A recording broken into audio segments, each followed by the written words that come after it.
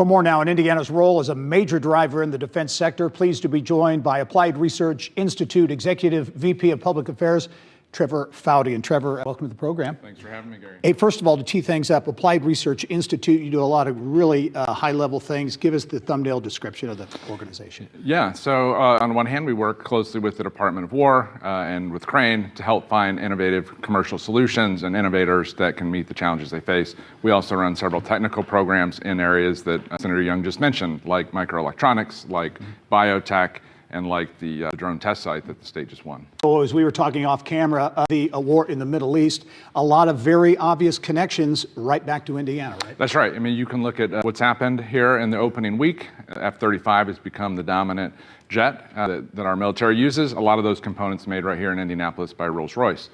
What excites me more is when you look at the use of drones, which is not just a shift in paradigm and technology, but also a shift in how the department is acquiring new technologies, which I think could have a lot of benefit for Indiana. Yeah, Todd Young is really high on this drone potential, especially the manufacturing piece that could hit home here in Indiana. That's right. And as we worked with the state and Senator Young to develop that drone test site proposal, we tried to constantly remind ourselves the test site is a means, not an end. And ultimately, Indiana has a lot to offer as the military shifts back more to a World War II arsenal of democracy style strategy.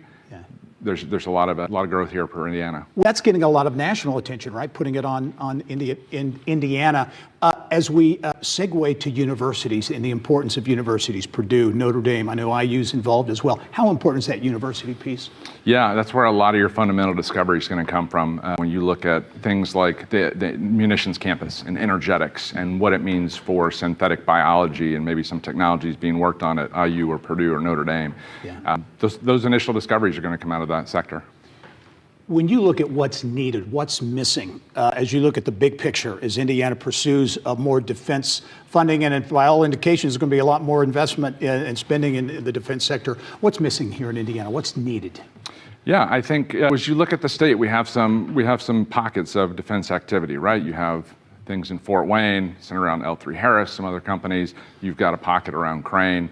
I think what we're moving towards is a more unified vision for the state, right? Governor Braun laid a lot of that out in his executive order for drone dominance. All the assets we have, how do we bring those together so that we can really help transition technology more quickly to the warfighter? Drone developments will definitely be something we'll be keeping an eye on. As we mentioned earlier during our discussion with Trevor, IBJ Media is the media partner for the Midwest Defense Innovation Summit. It's April 8th and 9th at the Crowne Plaza at Union Station in downtown Indianapolis.